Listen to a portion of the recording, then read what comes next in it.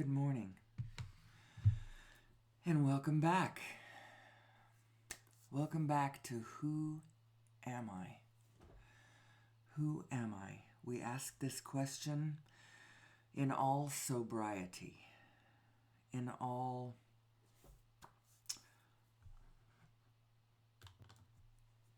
sincerity.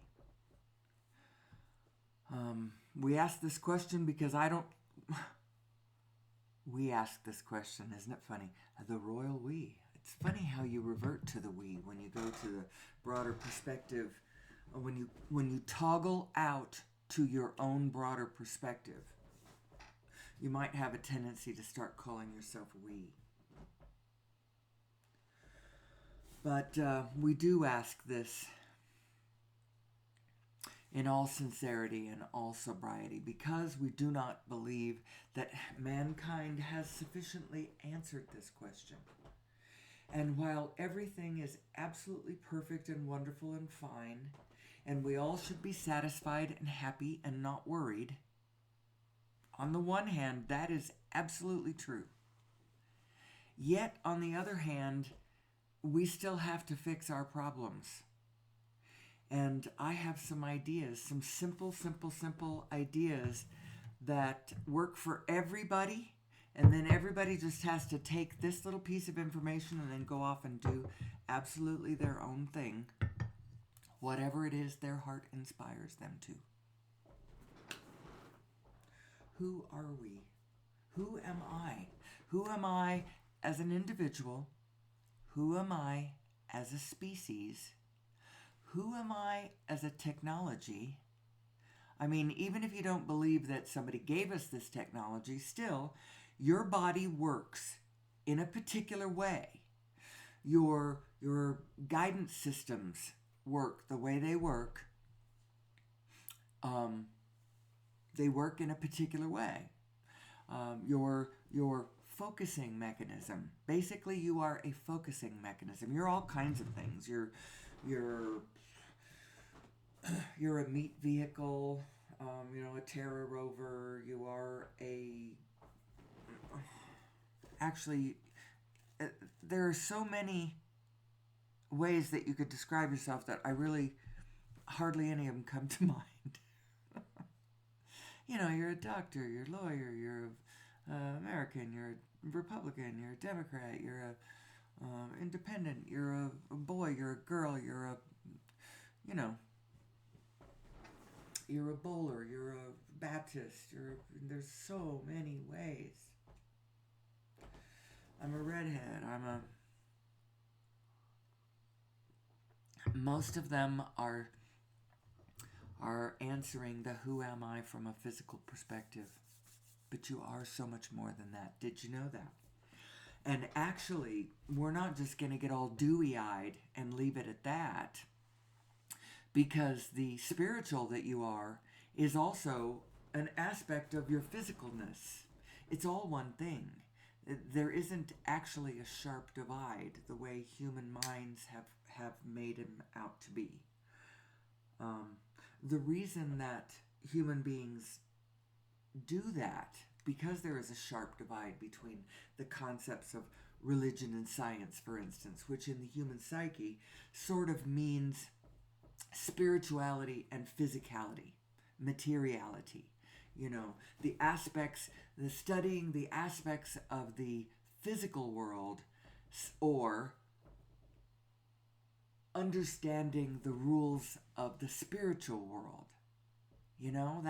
That's kind of, in general, how you could define science and religion. Now, I understand, some people get all excited because science is more a methodology. It's just a way of looking at things.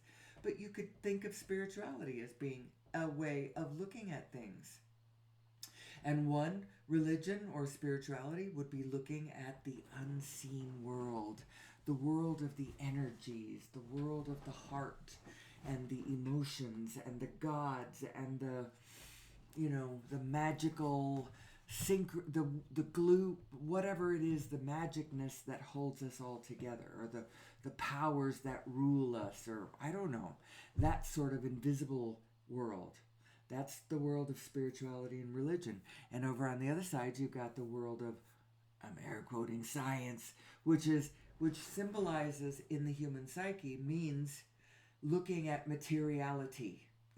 Science itself might be a a methodology, as in a way of observing, doing tests that are that you could write the instructions down and hand them off to somebody else, and they could go in and do the same thing and get the same result. That sort of objectivity in process. That might be what science is, but people think of it as the world of materiality, the study of the world of materiality in all of its aspects, whether it's the rules of materiality, that would be physics, or whether it's the landscape of past terran physical materiality, that would be like geology, or the study of this aspect of the physical realm or this aspect of it, whether it's you get the idea.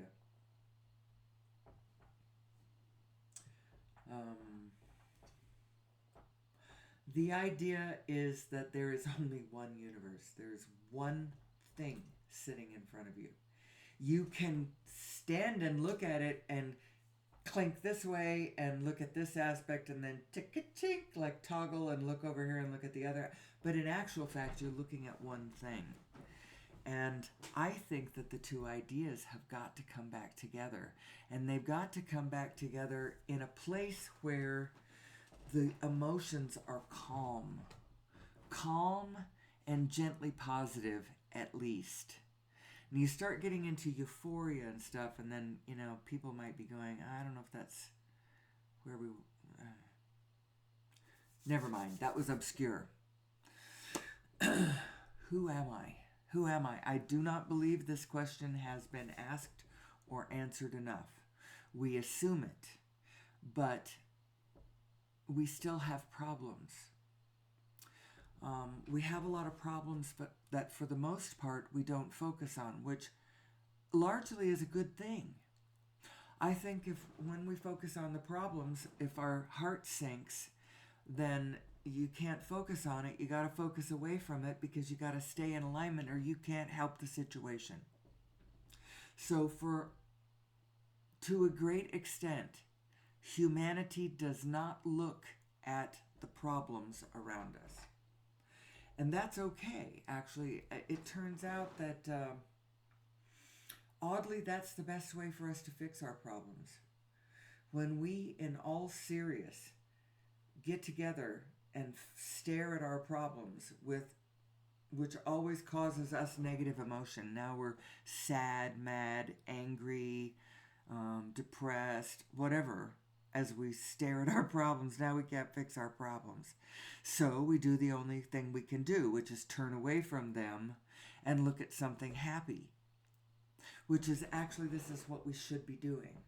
However, there comes a point when it's not just a question of looking at our problems because, come on people, we got to fix them. Actually, I have an idea here. And it's not a new idea, but maybe the way I put it, or the way I unwaveringly stand on it, maybe this will help. And besides that, I'm going to offer us a solution, because I think we have a solution at hand. We just need to look in this direction. We need to realize that what the source of our suffering is. Let's realize what the source of our problems are. The first source of our problem is that we don't know what's real. I'm going to take the Buddhist tack on this. We don't know what's real. We're grasping and clinging to things that are not real.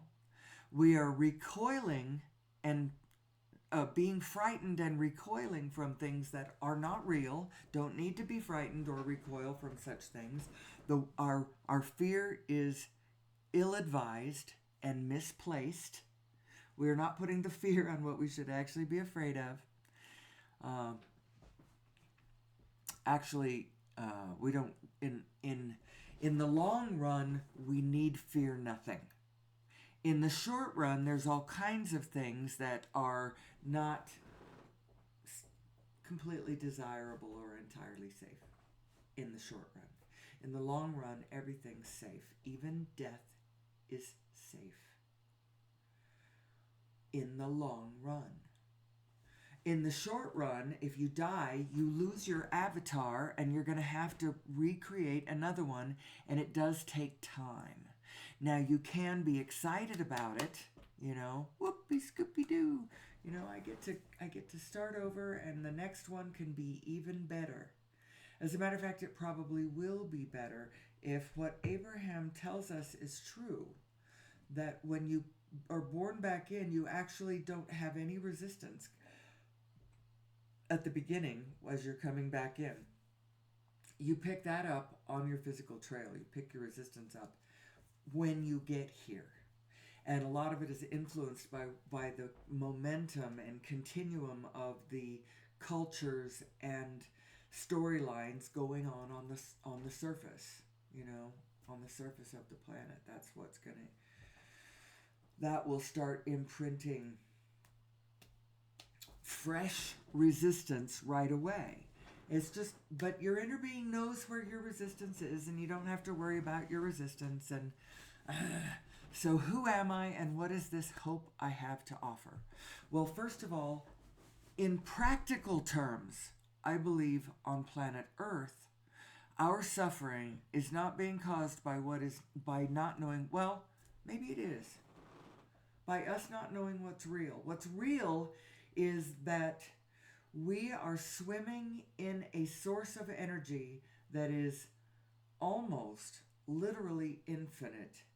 And the source of it, the central location where that source of all that infinite energy is, where it is everywhere. Because it's all the plonks interacting with all the other plonks all the time. It's this cosmic jiggle of this holographic information system transferring all of its information across all the scales. That's what source energy actually is. And it's everywhere. And we can understand it, and we can tap into it.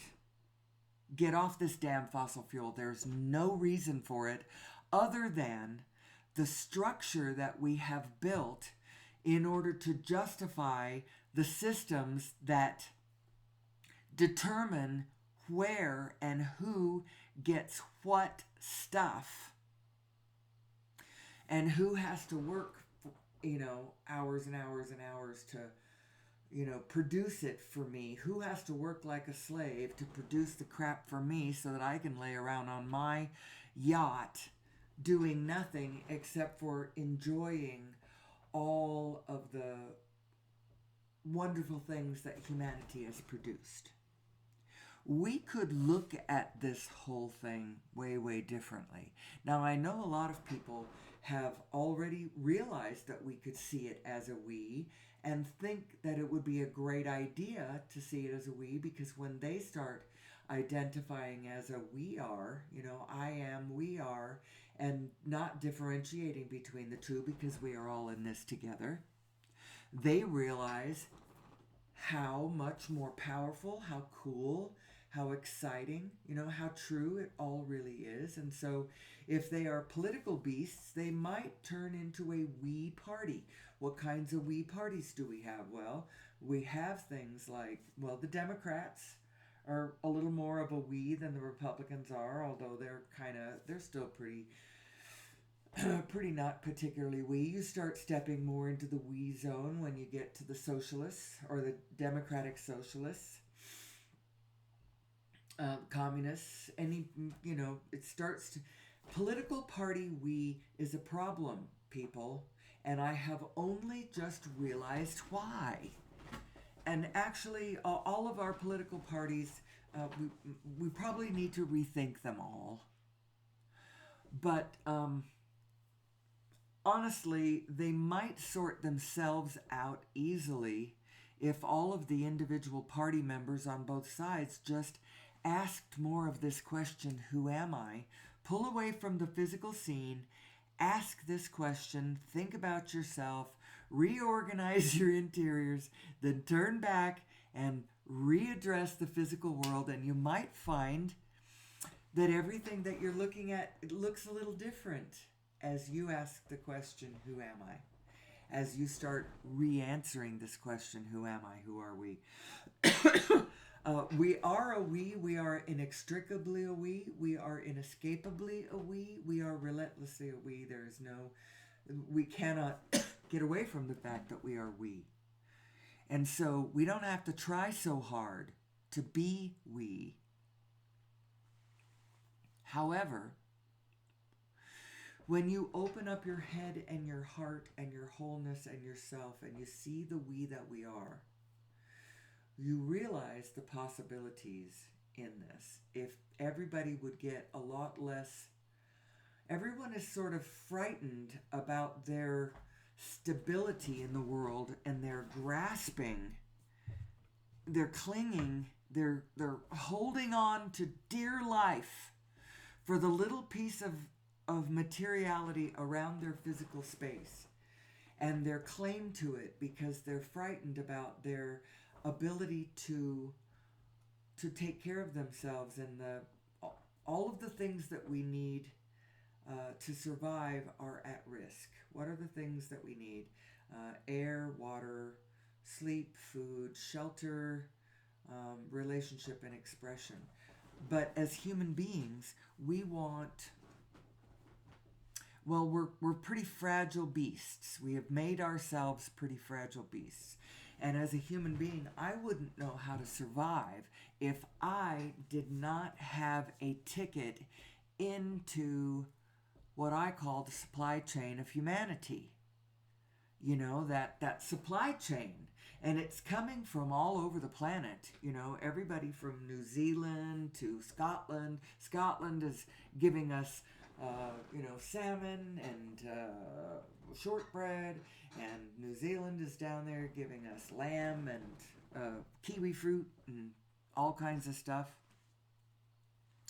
And Silicon Valley is giving us technologies, and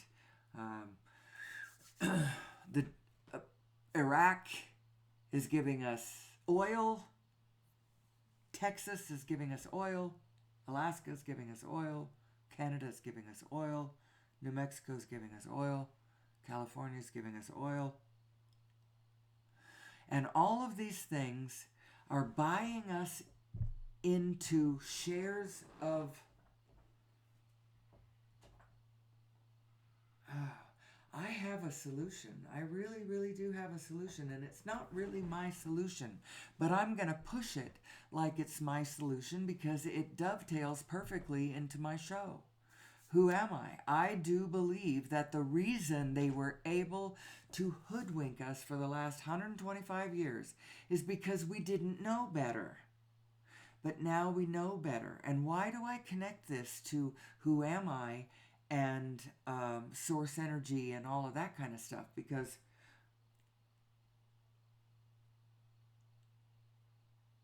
well, ultimately source energy is going to fix this. But in the meantime, there is a bridge between us fully understanding, fully comprehending who we are.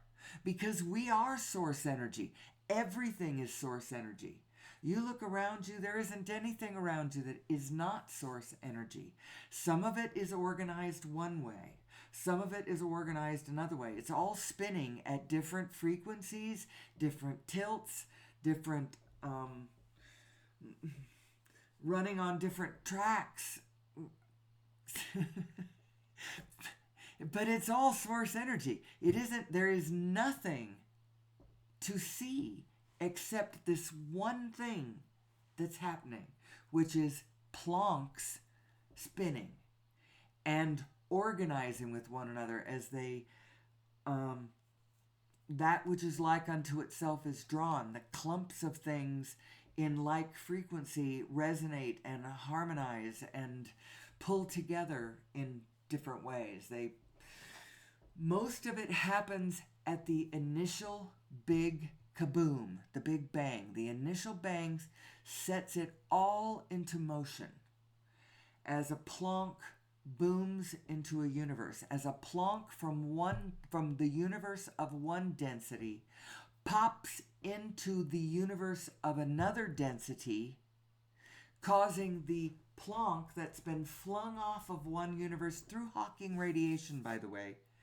That because our universe is a black hole, it's all black holes, all the way up and all the way down. And our universe, or some universe, throws off a plonk of one density, and it pops into a universe of another density, and the enormous differences in density. These scales are so huge, they're hard to see. Even the arithmetic on these scales that are so huge, they're hard to see. It's hard to see. But it pops into this way less density universe, and boom, this plonk bangs into a universe. That's the Big Bang. That's what happens. But ours is not a unique. It wouldn't be unique. Why would it be unique? This is something that happens. And it's all in consciousness anyway. And whatever you can conceive of, you can focus there and make it happen. Now, I probably shouldn't have said that right there. But you just have to obey the spinning laws of the universe. That's one of the laws of the universe. Everything is spinning. Everything is spinning. You cannot avoid the spin. As you look around the universe, you cannot see. There's no large objects that you can see that are not spinning, which means that everything is spinning. I'm spinning. Just doesn't look like it because everything around me is also spinning, but at slightly different rates and frequencies and going slightly different directions. But the answer to the motion of all things is spin. It's the answer to the organization of all things. It's spin. And, universal consciousness, by the way, that's a thing. And God consciousness and all that stuff, it is a thing. Don't worry about it. It is a benevolent, conscious universe. You just happen to be at the center of it. And the way I know that is because everything is at the center of it. But this is not where I started. I'm starting to get a little off track here. And at some point I might be just musing too. Although some of this is me trying to explain Nassim Haramein's new physics. Now, I want you to know I am not sanctioned by him. So if anything that I say, you take, in whatever way you take to be false and blame it on him, please don't. Go look at his actual work, his actual papers, his actual information, which brings me to, by the way, my links list. I'll do it early.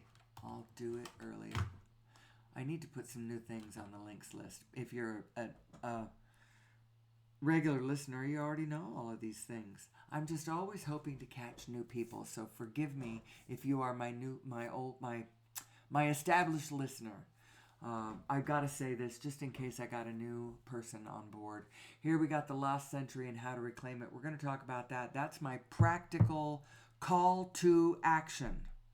We have, as human beings, we have a call to action, and I'm going to talk about that quite a bit. One of these days coming up soon, I promise you I'm going to do a marathon.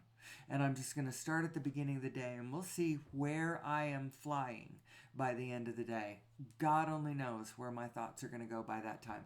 But it will be interesting to see. It might be by the end of the day that whoever my one listener is might be calling the people with the butterfly nets to take me away. Who knows how off into the wild blue yonder I might get after 7 or 8 or 10 hours of doing this in a marathon stretch.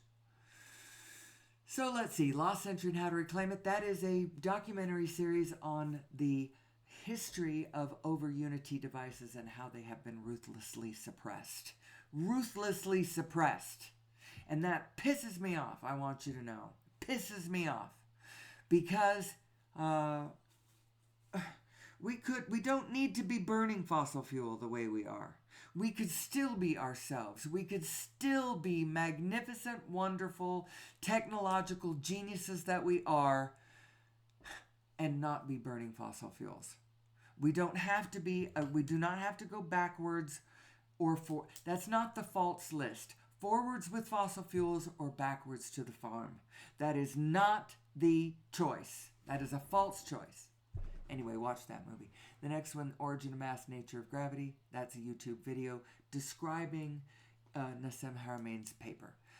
Quantum Revolution. That's the first episode of a 12-part series that you can find over on Gaia. If you don't want to buy Gaia or if you don't have Gaia, you can do a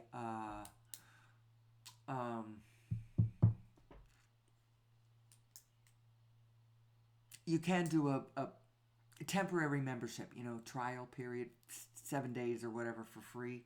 Just do that, watch the series, and then quit.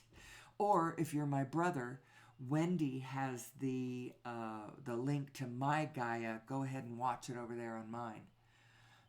Anyway, the next one is The Connected Universe. That is a YouTube version of the movie made in 2016, narrated by Patrick Stewart.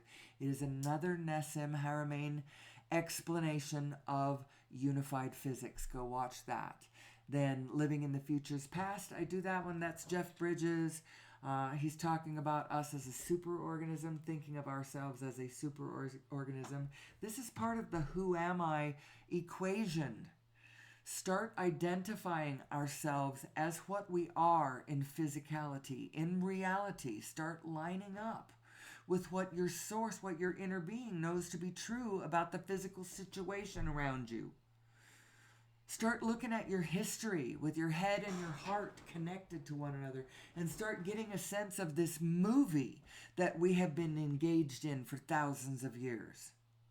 Start getting just a feeling for what reality is around you.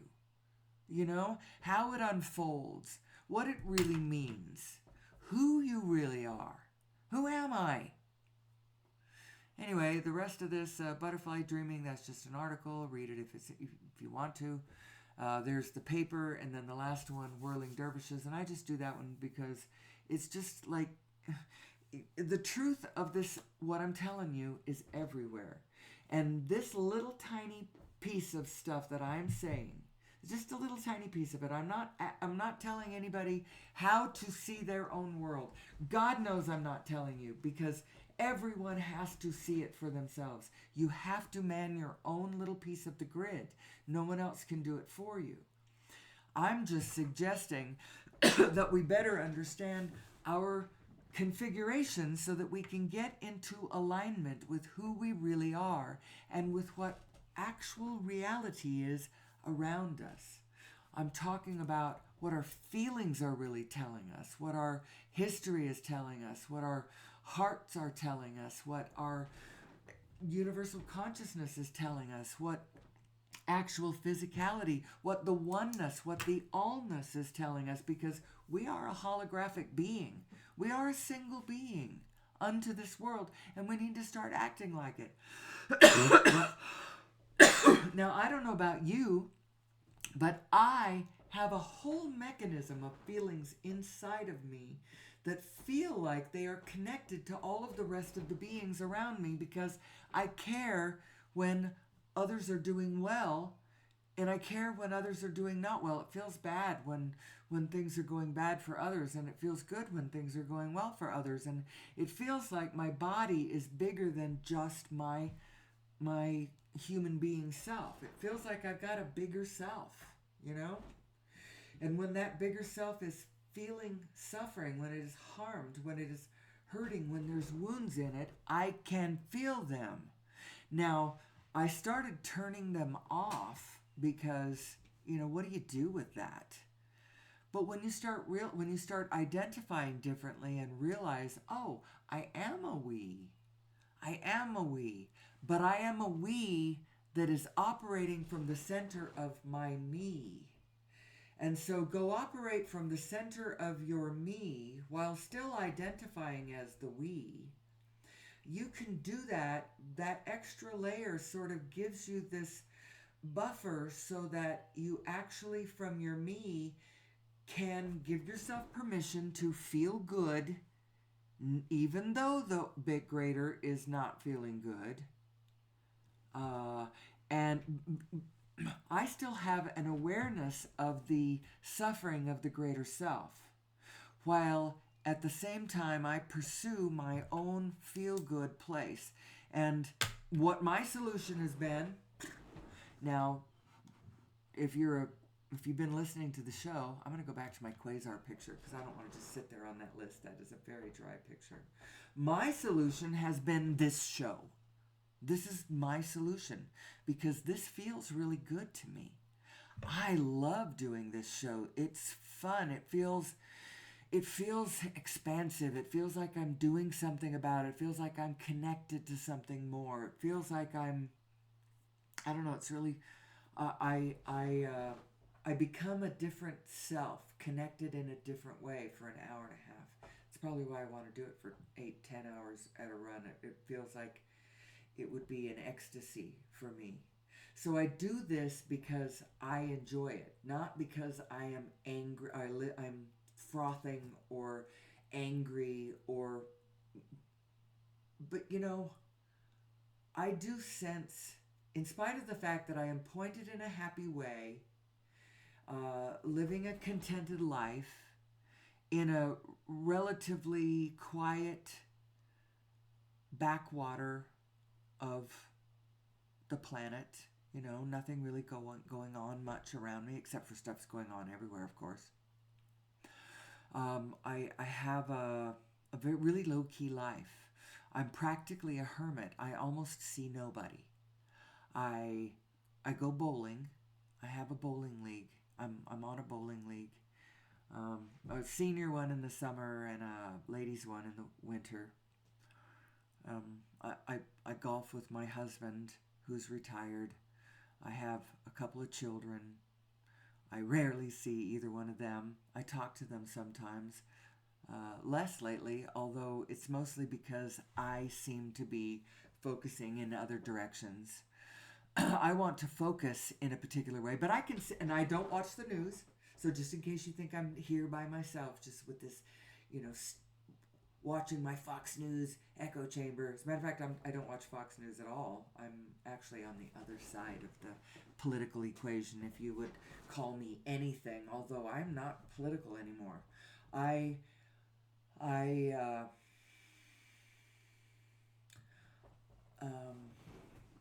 strive.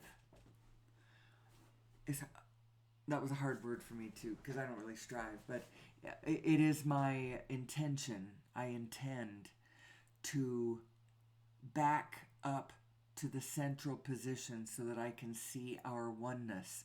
I no longer wish to be entranced in the polarity. Even if I see one side as being out of alignment and the other side being slightly more in alignment, honestly, both sides of the equation have deteriorated quite a bit. One might be standing on quite a bit of truth and equity and togetherness, but they are so corrupted by status quo and the industrial complexes as they stand that that they're rotten too. And it's hard to know who's the rottener. On the one side, you have this rotten status quo infrastructure. It's certainly being upheld by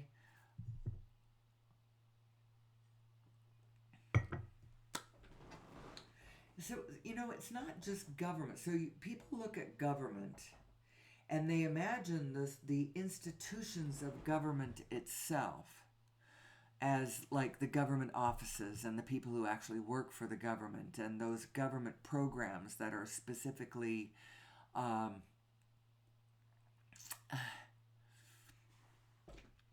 government administered, but there is also the shape of the landscape in the non-government sector caused by the rules that government imposes. So there's all of that too. So all of the shape of the private sector is all shaped by the rules that we declare in the government sector. Isn't that interesting? Because so many people that do not like government, it's the government institutions that they are disapproving of, the purposeful government offices and workers and such that do this and that and the other job, because they think that, it ought to be a lot more organic than that. And somehow when you decree these widespread institutions that, whatever, they do their thing based on rules and law, and they're not all that flexible about maneuvering on the ground and stuff. People don't like government. The government offices don't ever work very well. Well, part of it is because there's a party that doesn't believe or like government, and so they never intend to make it work well. Everything has to do with our intentions, and if you don't intend to make something work well, I promise you it's not going to work well. And on the other hand, if we really believed in it and intended for it to work kindly and smoothly and wisely and flexibly, or whatever it is that we intended, we could get it to do whatever. Government, in a way, is our point of collective physical come-togetherness. It's where our intentions as a group come together, and then we express them. And actually, I've lost my train of thought because I've sort of wandered off into places that are more philosophical and less purposeful and intentional. Because right now, I'm going to talk about this thing that we need. What would be a good idea, I think, first of all of America, all of the world, but certainly America, I'm in America, and it's a major superpower. If America went this way, the rest of the world would lead this way. If we understood that we can get off fossil fuels, then we would start intending to get off fossil fuels. But we don't, because we think to ourselves, ooh, what's going to happen to all the people in the fossil fuel industry? They'll fall through the cracks. What we should do as a collective group is we should recognize that we are a we. And for welfare purposes only, we should start taking care of one another. But we should do it from a standpoint of knowing who we are. Knowing who we are, knowing what we are, knowing how it works. So,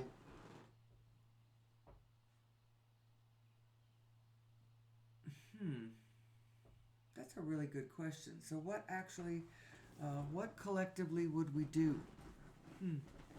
Someday I'm going to answer these questions practically. Right now, I don't need to look any farther than an understanding that human beings don't know who we are, and that's actually causing the biggest amount of problems in the world today. I'm going to go to my, this is often the first slide that I change to, I am noticing. The 5 kleshas. Not knowing what's real, grasping and clinging to the unreal, being afraid of the unreal and recoiling from it, identifying with an imaginary self, and fear of death. And if you notice, all of these things are relating to our fear, relating to our negative emotion, you might say, not knowing what our negative emotion is actually telling us. That's what it actually is. When you grasp and cling to the unreal, it's because you're getting information from your higher self that you're not interpreting correctly. Your negative emotion is actually telling you to pick a different thought. And I'm not just talking about immediate fight or flight, like a tiger is running after you and you're afraid, I need to take a different thought. That tiger is my friend and now he'll just, lay down and purr. That is not what I'm saying. If you're getting those kind of boom, adrenaline impulses to act now, do it. The big ball is coming at you or the lava is headed your way. Run for it. But in an existential way, as you sit in your chair and look around the world, you are not to be influenced by your negative emotions. Your negative emotions are hormonal impulses coming from fight or flight, adrenaline, stress, hormones. It's not real. They are designed to give you a jolt so that you can get away from the danger. But you are not meant to spin out your thoughts from these frequencies. And that's the problem. That's what human beings do. And we do it because we're designed the way we're designed. And I believe that we do it because somebody created us. And so we got this little evolutionary bump about 200,000 years ago, or at least the bump that I'm thinking of. We got it about 200,000 years ago. And it gave us our neocortex, which is our physical mind's overview layer. It's your broader perspective, if you will, from your physical mind's perspective.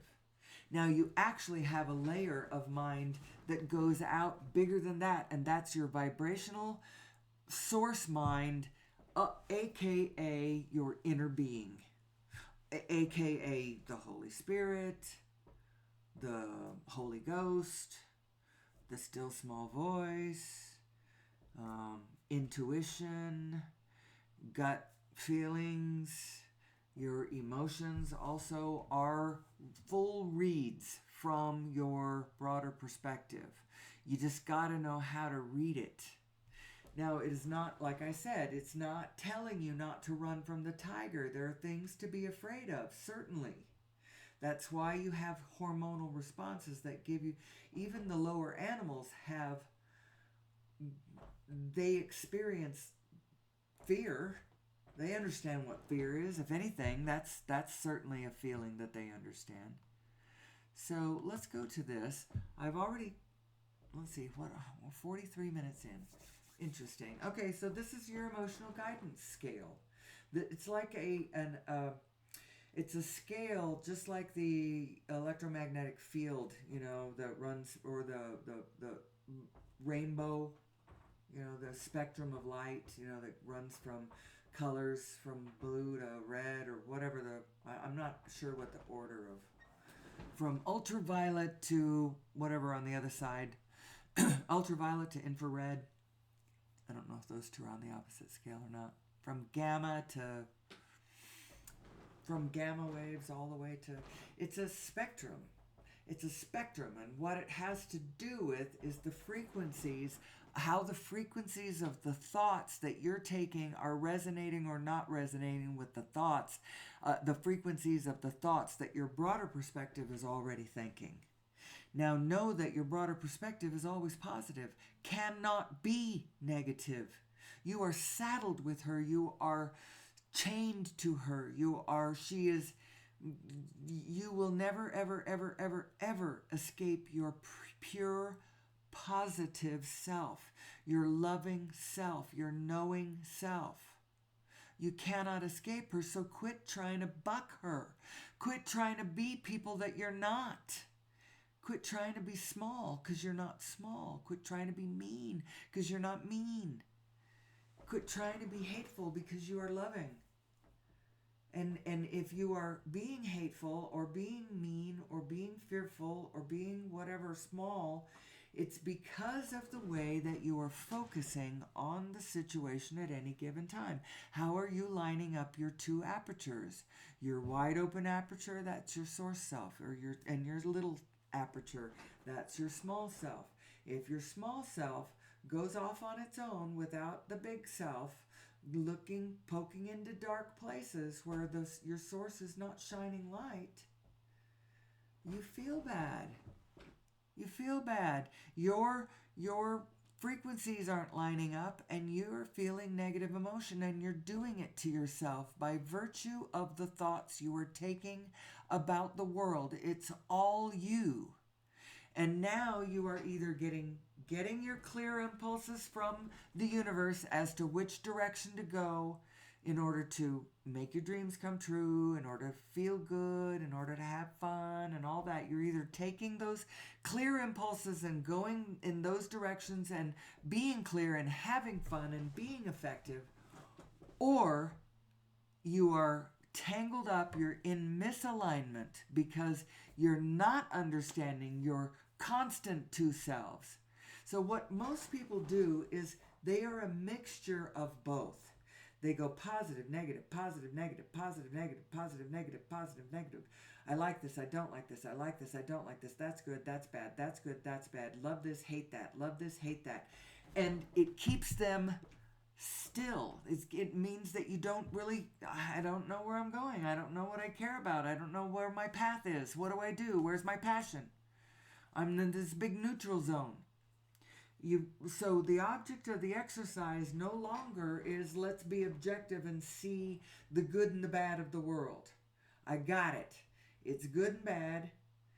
It's for me to choose. It's all holographic. All of the frequencies exist. I can't make frequencies not exist by pushing back against them. As a matter of fact, when I try to do that, I just fall into it and accidentally join the darkness. So don't do that. Don't touch anything that you don't like. It will get hot and multiply. Just like the stuff in Bellatrix Lestrange's, Gringotts Vault. The stuff that you don't like, take note of it. Feel the feeling. Know that your source has immediately flown to the implicate positive of whatever negative thing you just felt. Your source has just gone to the implicate positive of whatever negative thing you just felt. So you can sit there on the negative, banging on the negative till the cows come home. But now you have just joined the negative in the field. You are no longer any part of the solution. You've just joined the problem, which in a way helps, because the bigger the problem gets, the bigger the solution gets. There is a value there, but at some point, people, we have to go solve it. We have to go solve it. And the thing is we are misaligned. We are perfect beings in a perfect world. And yet we look around us and there's all kinds of things we don't like. Why is that? A, we're misaligned. B, we're plugged into the wrong energy source. That dirty frickin' effing, I'm not a cusser, but you get the idea. That blinkety blank black poison, negro veneno, that we are burning that we don't need to, is causing an enormous amount of, it's causing the scarcity paradigm. We need a better way to plug in a growing need for energy.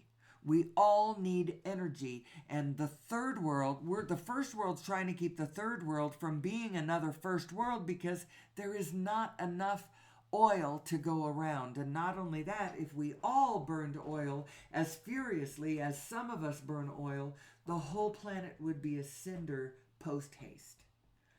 And we don't want that. We don't want anything like that. So that's not what we want.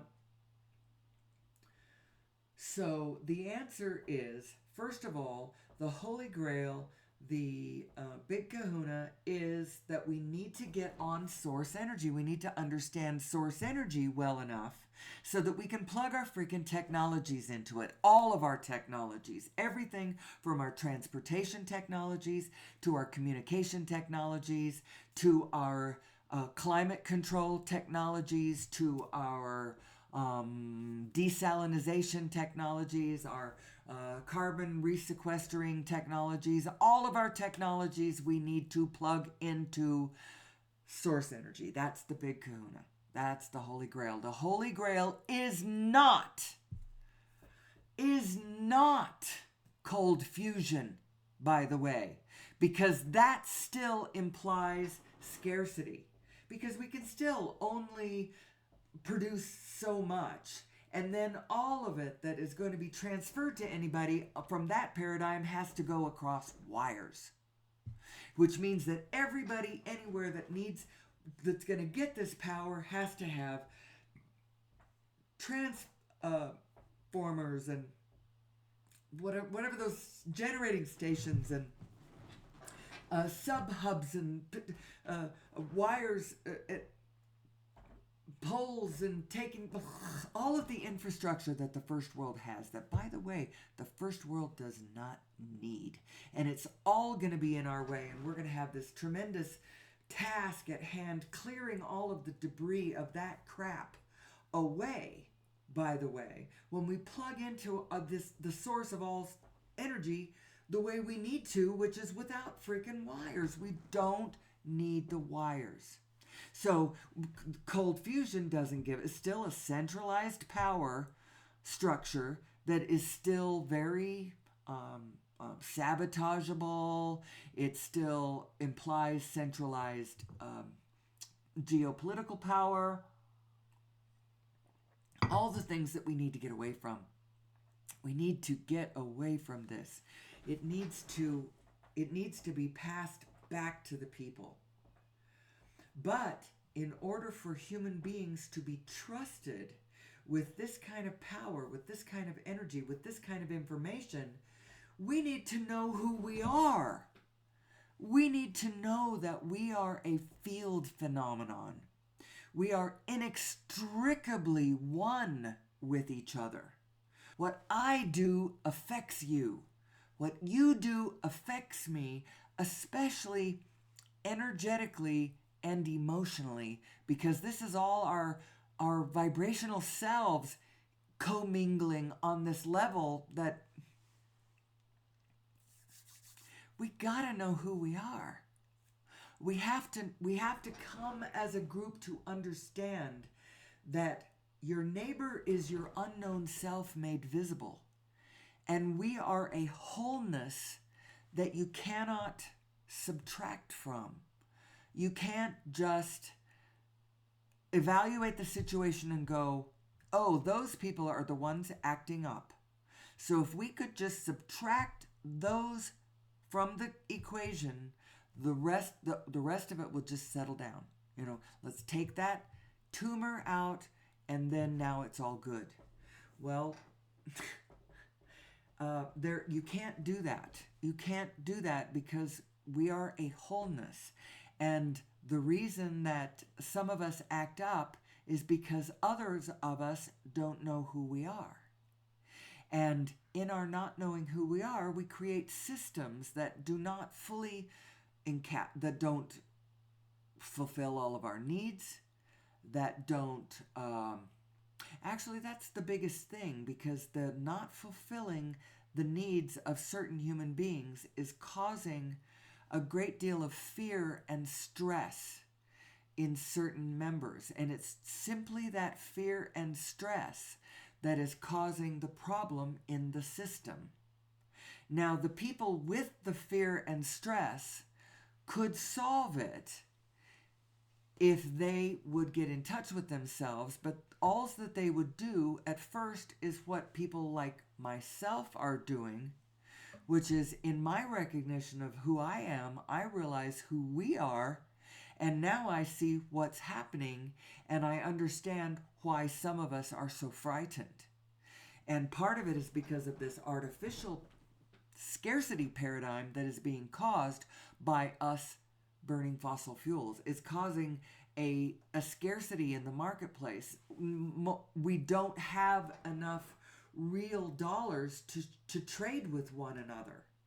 An immediate scarcity is created the minute that the banks create the money, because they create the money because somebody will come up to them with a good idea, or they want a loan to buy a property or whatever, and the bank will loan it to them.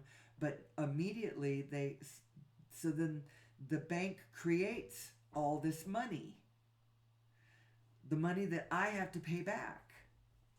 But then I have to pay back plus interest, and the interest is the stuff that hasn't been created.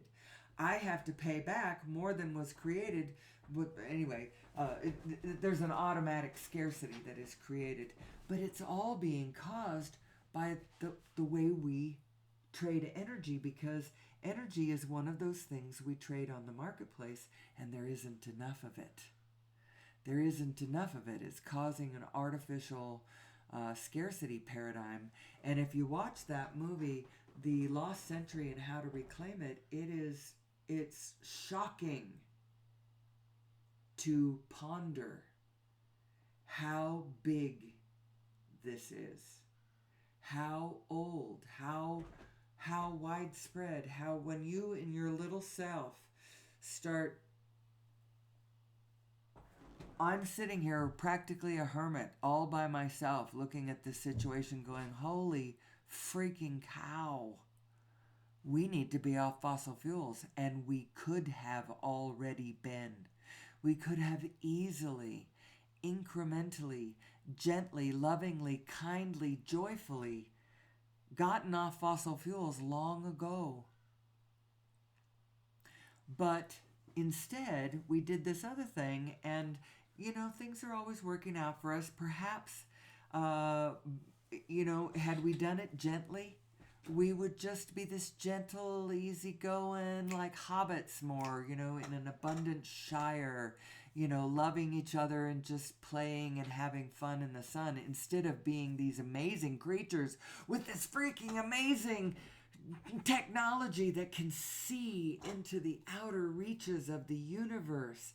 And, we get to this point where in the 21st century, Nassim Haramein publishes this paper that unifies the freaking quantum world with the cosmological world. How does an agrarian society even get the drive to do such a thing? Now, I know that our space technology is not nearly what it could or should be. But just the fact that we've done, that the rocketry that we've done is actually pretty amazing.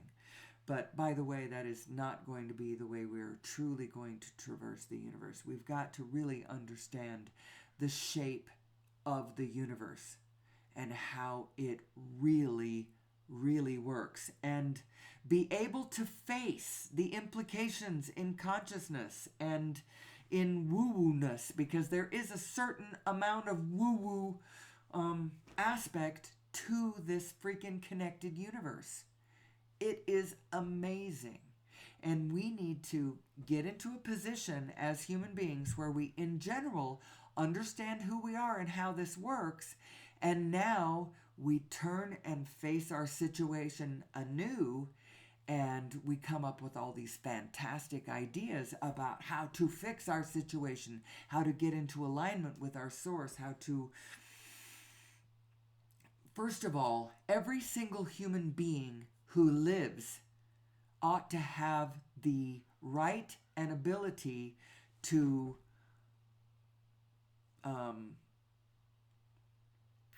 tap into the food supply.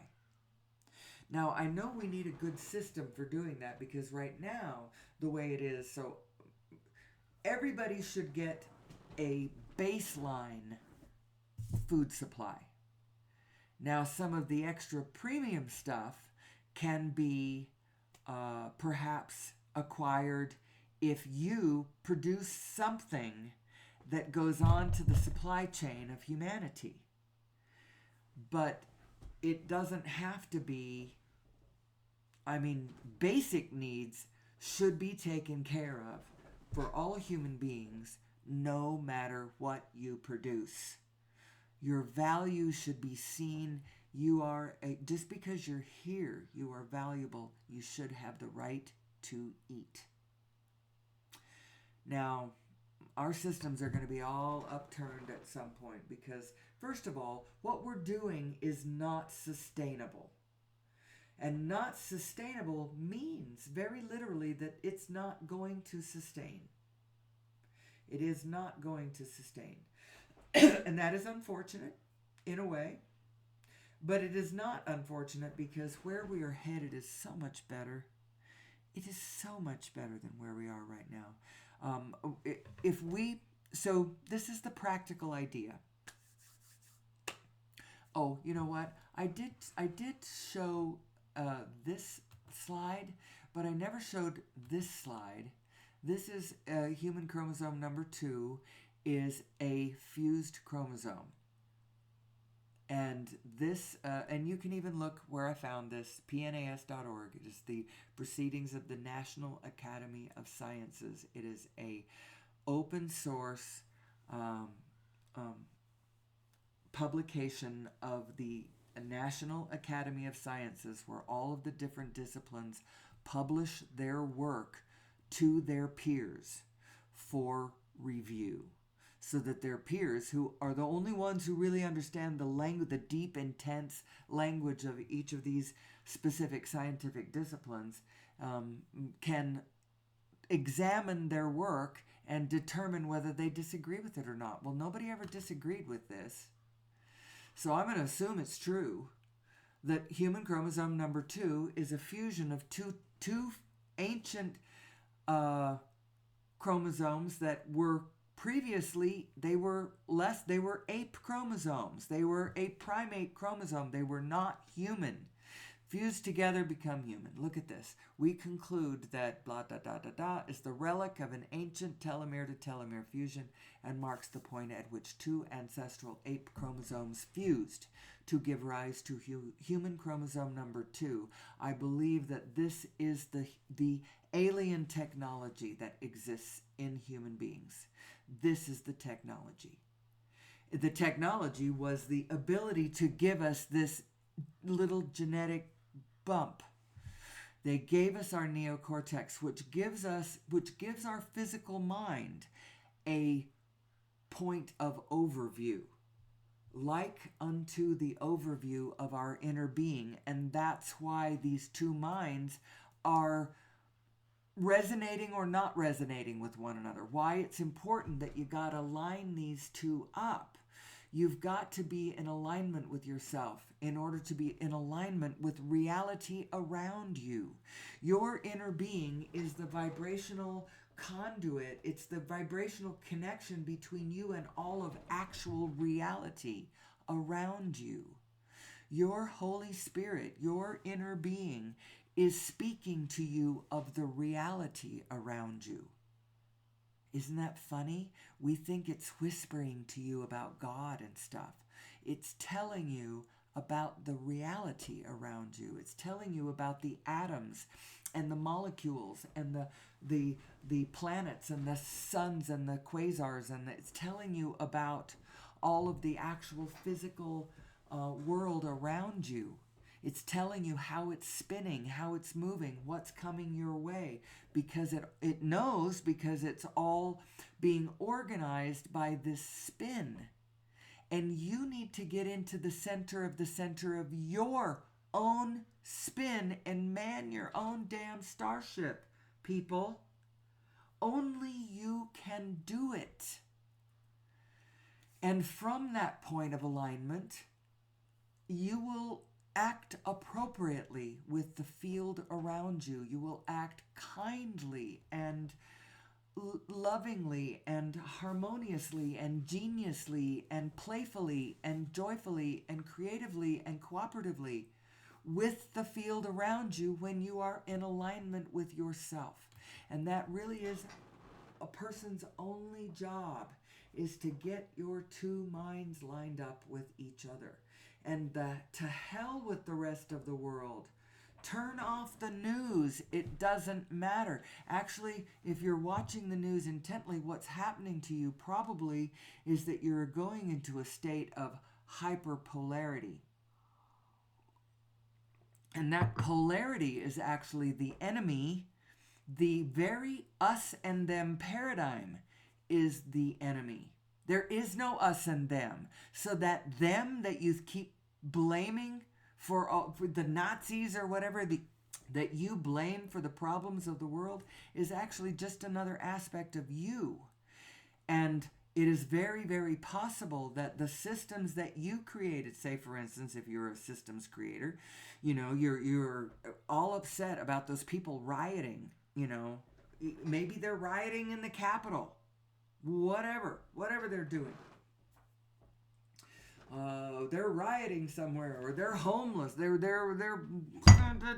the park and they're whatever. I don't know. You're upset at them because of their behavior, because of their antisocial behavior, but it may be being caused because the systems that you put into place are not sustainable, and they're not sustaining us all. And so they are creating fear and discord and unrest, which is translating into, because the human beings who are experiencing that fear and unrest, they don't know themselves, or they could turn to their own inner being, line up with their inner beings, and find their individual path to abundance. We can all every single one of us can find our way to abundance. And if we do it correct, what'll happen is the abundance is going to grow.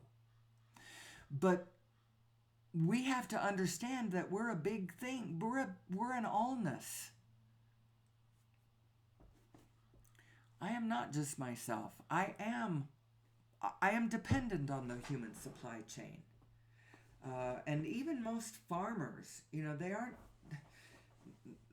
they aren't making their own John Deeres. They've got to send away for those. And in order to send away for those, they have to monetize. They have to capitalize on something so that they can have this stuff that we trade on the human supply chain market. Well, increasingly it's petrodollars. And the scarcity of energy units, you might say, is causing a scarcity in the human supply chain. And so people all over the world, they are commodifying their ecosystems. That's why people are hunting elephants, to get their ivory so that they can have something that they can trade on the human supply chain market. Well, that whole thing would disappear. That whole problem would disappear if we would plug into source energy. Now, I realize that all kinds of other problems are unforeseen in this moment, are going to be created as soon as we do that. I understand that, but it is the direction we've got to go. That is the problem on planet Earth right now. Had we incrementally gotten off of fossil fuels, while at the same time, advancing our energy usage, plugging our great technologies into these new sources, we would have been experiencing more of the abundance growth and less of the scarcity growth. So we do have an abundant, Esther is always pointing out, our economy is so big. It really is. And it has grown and grown and grown and grown and grown. And a lot of it is the general abundance creation that she's talking about, for sure. But some of it is increasingly like the Lorax, like in the story of the Lorax. The population, just transforming their truffula trees into thneeds. And we've got to stop that. We got to stop that, because that's what's killing the planet. That's what's causing the sixth mass extinction. We've let it get to that level. And we've got to fix it. We've got to fix it. And I think that the way to fix it is to understand who we are. Who am I? Who am I? Where am I going? Where did I come from? Who did this genetic tweak on us? Well, go over to Gaia. There's a lot of people over there speculating. I don't know. I got nothing to say about that. Maybe the Pleiades. I don't know. I have no idea where they come from.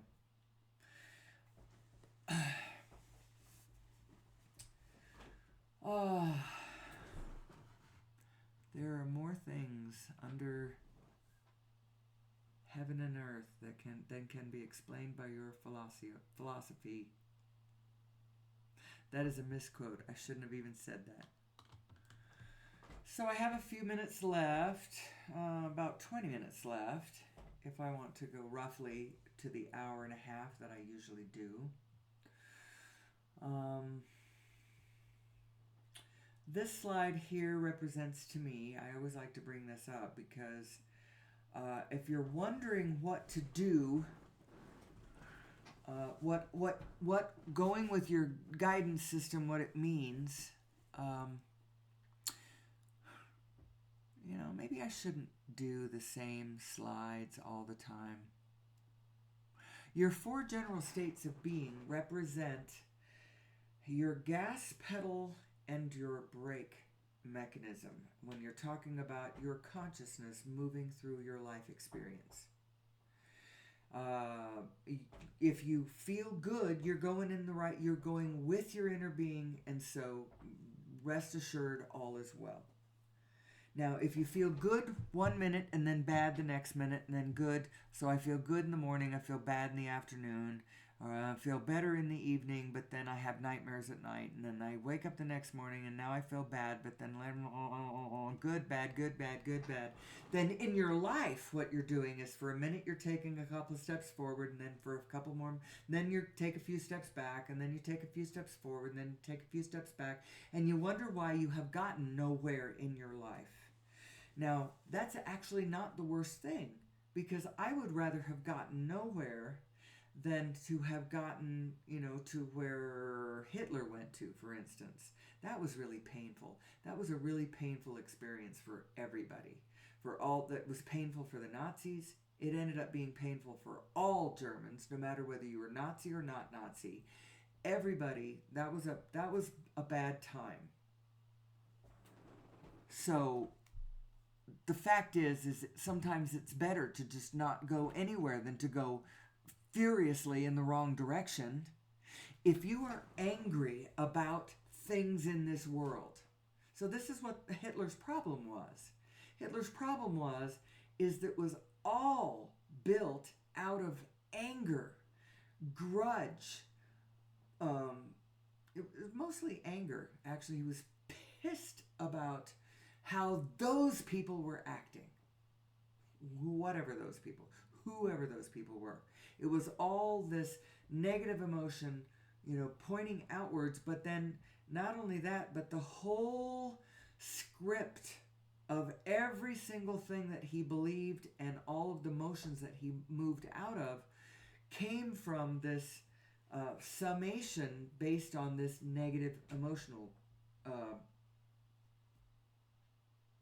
stance. So it was all bass-ackward. Every single bit of it 180 degrees in the opposite direction of what you really want. He wanted to be a painter. He was a lazy guy, so he probably was just a dreamy guy. Wanted to be a painter. And not a painter of houses, he wanted to be a painter of pictures. He just wanted whatever.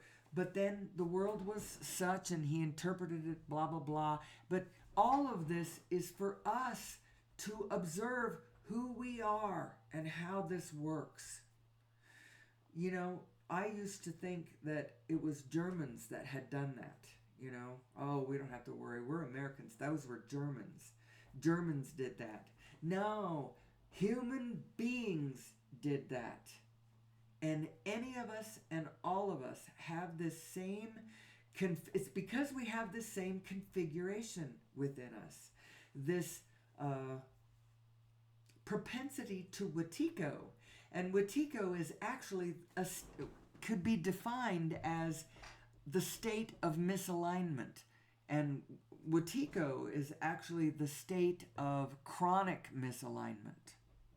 If you are operating from the stance of Wetiko disease, then you are in a general state of misalignment, which means now you are in a general negative state, which means that you are in general always, you're more than not, you've got a powerful momentum going even of a negative state, which is the opposite of who you really are, which is the opposite of what you really want, which is at the opposite of how we harmoniously blend with one another. No wonder you are a confusion to the world, a detriment to the world, you are a chaos to the world. No wonder. But it's just who you are being. It's not who you really are. Who are you? Well, I'll tell you who you are. Let's go back to this picture. You are both of these, but you are mostly the one on the left, although you are imagining you are only the one on the right. That's what your problem is, likely.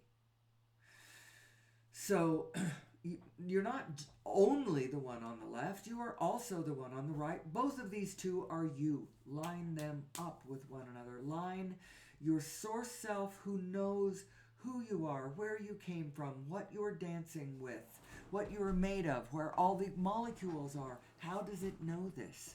So this is going to ping me back to my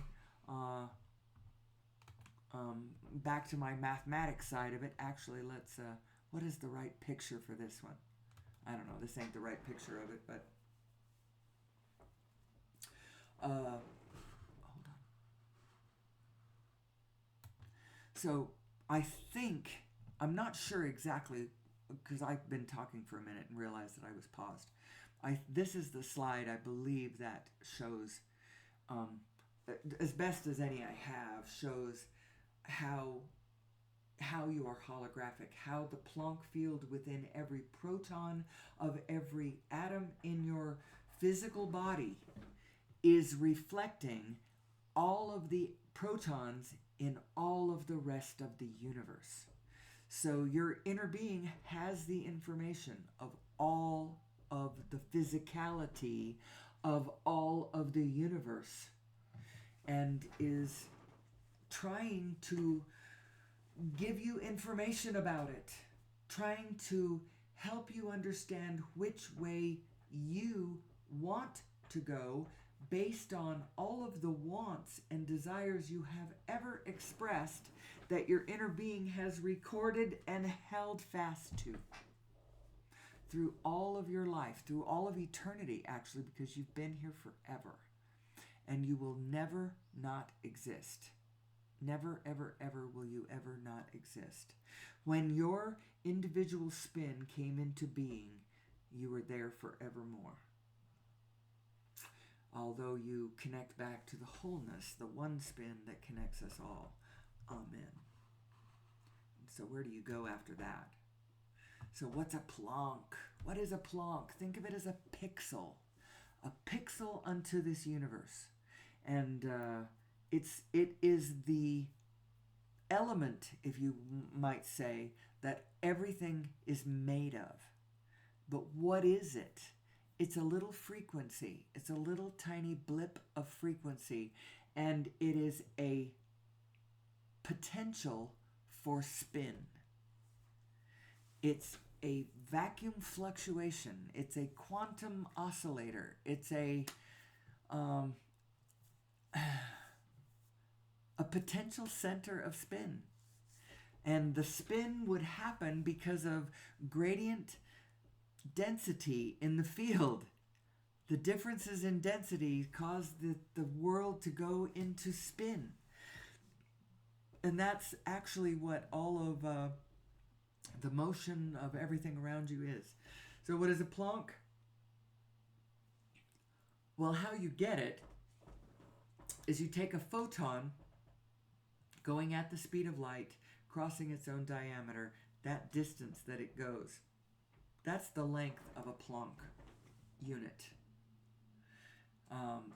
The time that it takes to do that, that's the Planck time unit.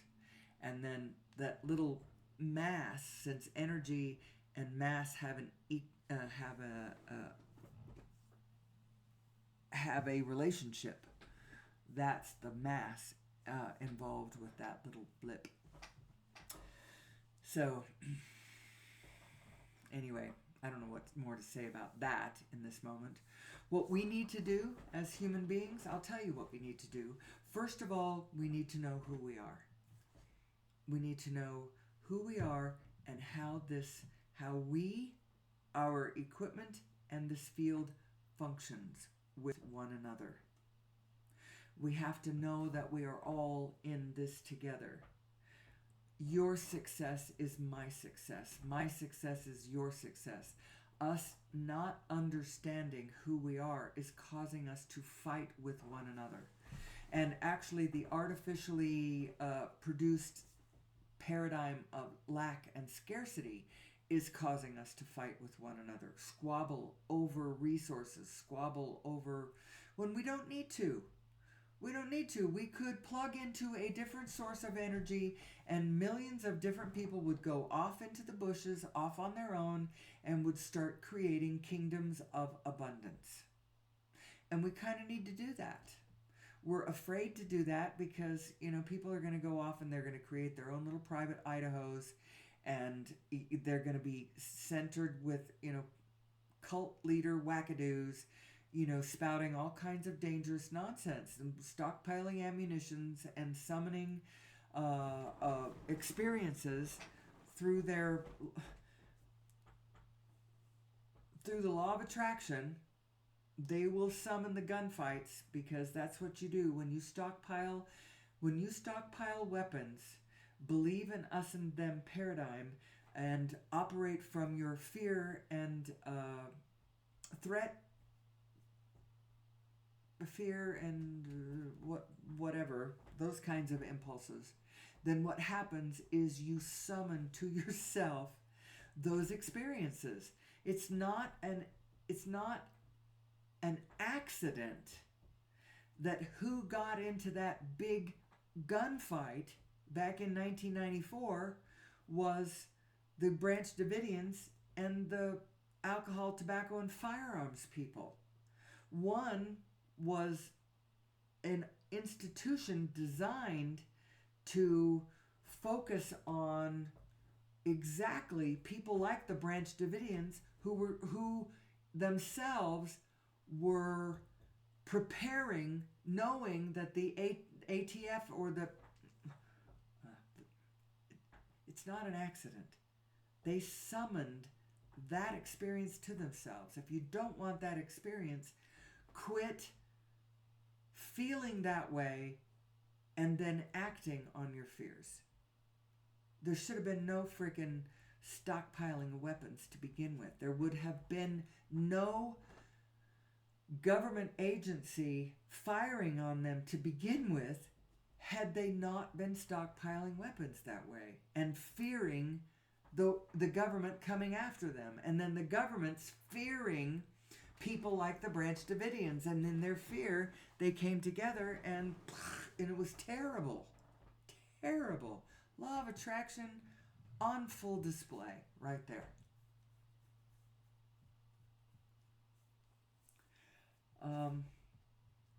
I'm not suggesting that we ban weapons. I'm suggesting we understand who we are.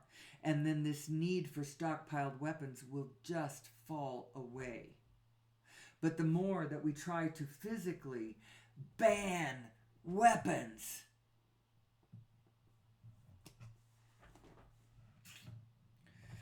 the more it doesn't work.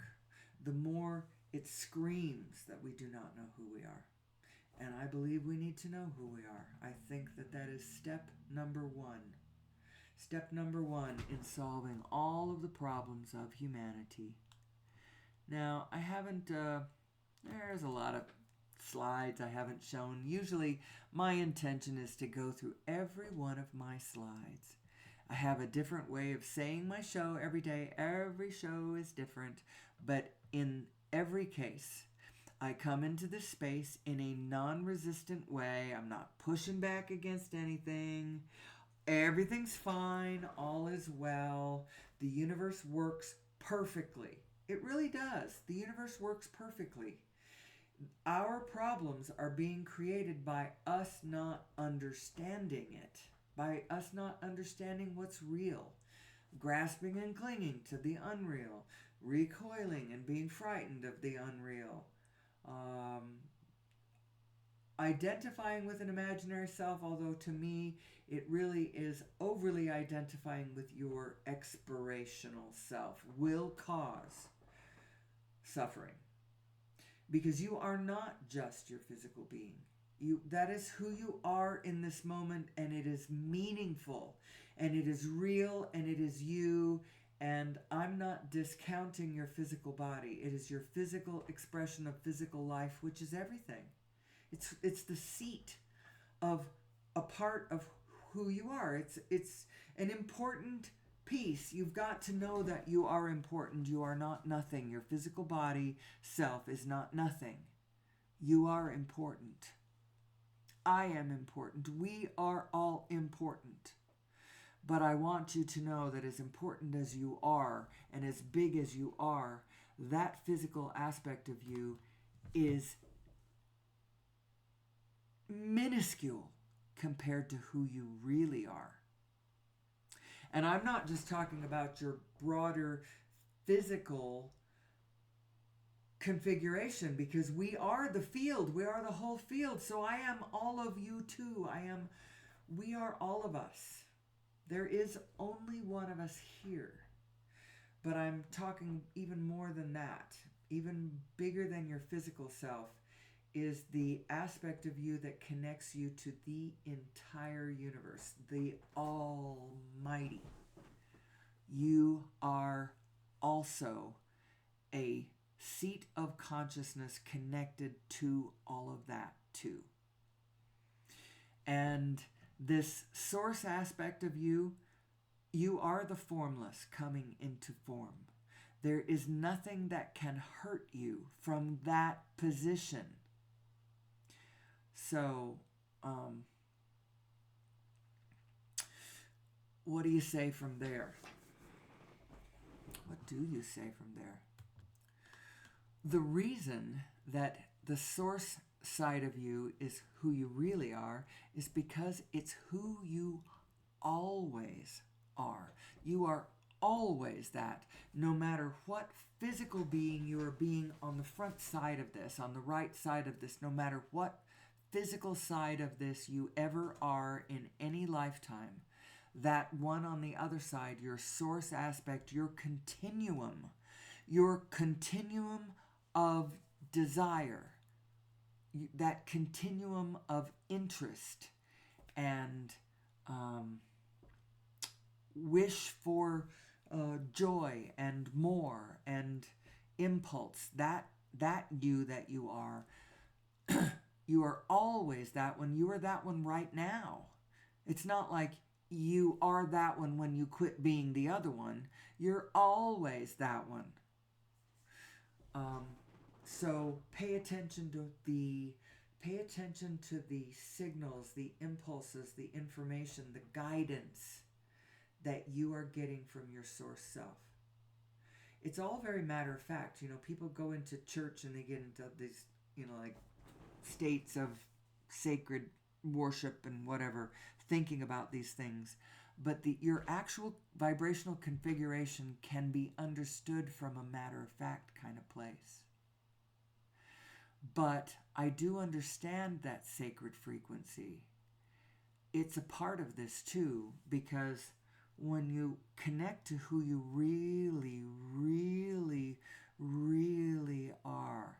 The frequency is a very profound, deep, resonant, like a sacred frequency. It's loving and kind and inclusive and beneficent and steady, and that's who you are. That's who we all are. And I see that I just passed the hour and a half mark, and I've done a fairly good job of running the circle. As my end point, usually I end on an emotional note. I don't know what note I want to end on tonight, this morning, today, whatever. Oh, hold on, gotta call my husband. That really means I should I should wind this up. He's got to play. He's got an early tea time this morning, so I just need to make sure that he wakes up to get ready for that. But anyway, so what's my conclusion about all of this? We're actually all right. It's all going to be fine, but we need to make it all right. We need to understand who we are and understand what the physical problem is that we are facing in the field right now, because we do have some physical problems going on, sixth mass extinction and all that. The global poverty and human suffering in general. I would like to see it all alleviated. I would like to see us all playing and dancing on a planet, an Eden restored planet of joyful co-creative abundance. That's the future I'm looking for. I'm not looking for that one where we're in a post-apocalyptical hellscape. Not interested in that one, people.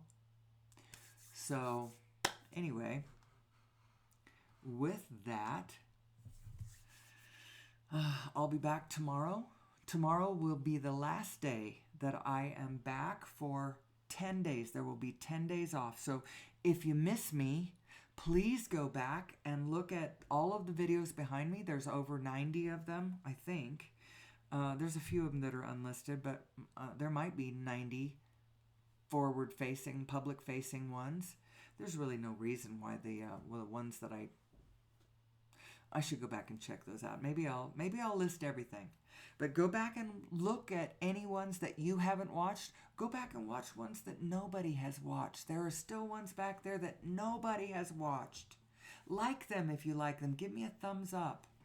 I'm not doing any kind of search engine optimization stuff on my work right now. It's not my primary focus to be seen.